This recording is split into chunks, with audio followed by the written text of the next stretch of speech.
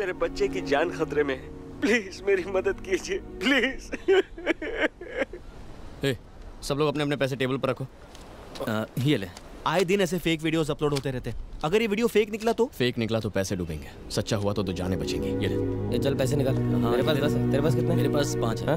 सिर्फ 40,000 हैं। बाकी के 10,000 कहाँ से आएंगे? ये मेरा बलून।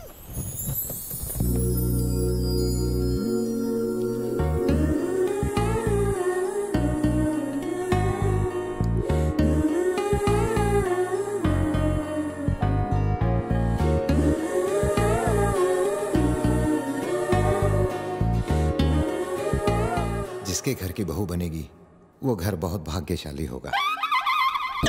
Oh my dad. क्या हुआ? वो लड़की मिल गई। वो मोटी बैक वाली? 10,000 देने वाली।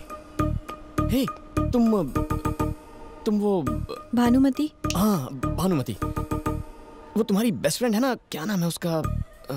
सुमति? सुमति। बेचारी। सुमति को क्या हुआ?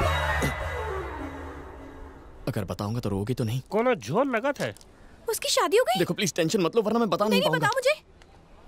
आइए। तुम भानुमति हो, मेरा नाम सूर्या है। हम दोनों लवर्स हैं। क्या बकवास है, कैसे हो सकता है? एक बार मान तो लो। ऐसे कैसे मान लूं? मान भी लीजिए ना, इससे कौन सा पहाड़ टूट पड़ेगा। आपको सुमति की कौन चिंता है कि नहीं? आप बैठिए। बिटवा तुम बताओ। ये इतना इंटरेस्ट क्यों ले रहे?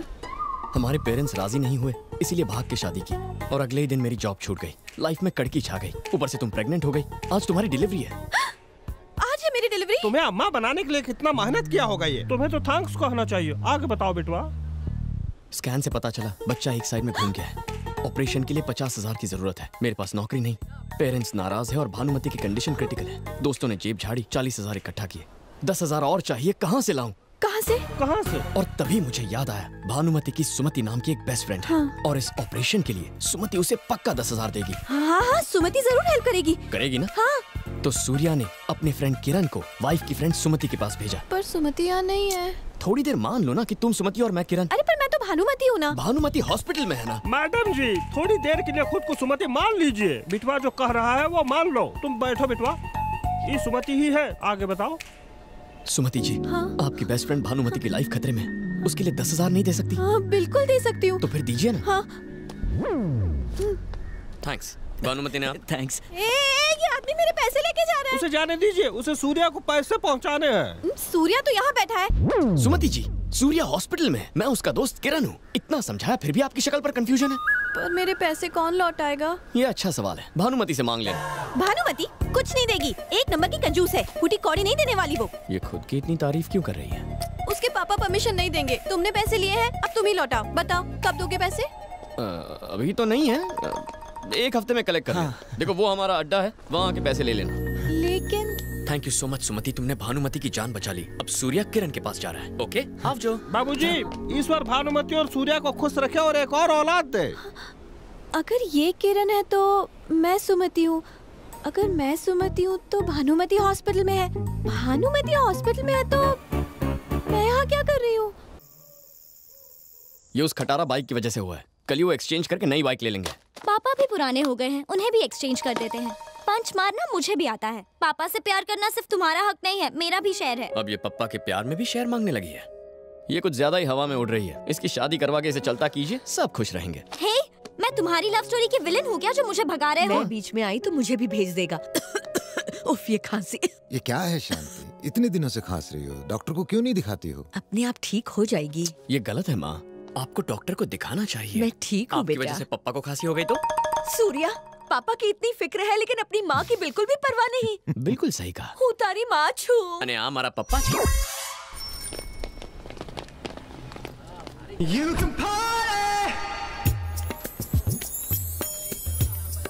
हे एक्सक्यूज मी। यस। क्या तुम कुछ दिन पहले लक्ष्मी टेंपल गई थी? मैं तो मंदिर नहीं जाती। जाना चाहिए था ना। हाँ हाँ यार, इसकी बैक वाली के चक्कर में तो दिमाग खराब हो गया। पता नहीं कब। हाँ? अब क्या करें? उसे तो हमने एक हफ्ते बाद आने को कहा था। अब क्या करेंगे? कुछ दिन अंडरग्राउंड हो जाते हैं।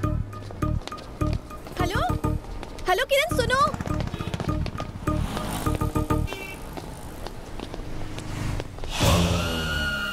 वहाँ की कॉफी से बोर हो गया हूँ, आज चाय पियेंगे। ये क्या किरण, मैंने आवाज दी तो भाग गए वहाँ से। तुमने मुझे बुलाया? हाँ। किसी ने आवाज सुनी? नहीं तो। आवाज नहीं सुनी?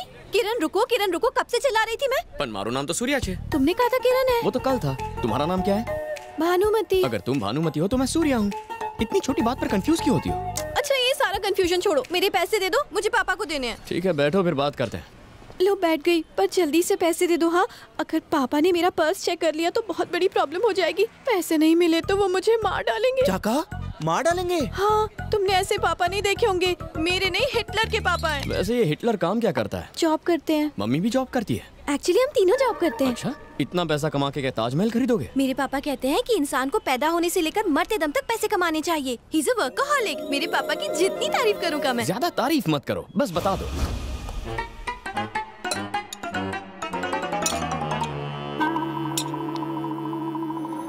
शारदा, शारदा, आई जी क्या हुआ? क्या है ये सब? चावल में चमचा, सब्जी में चमचा, दाल में चमचा, सूप में चमचा। ये घर है या होटल? ढाबी सिलाई।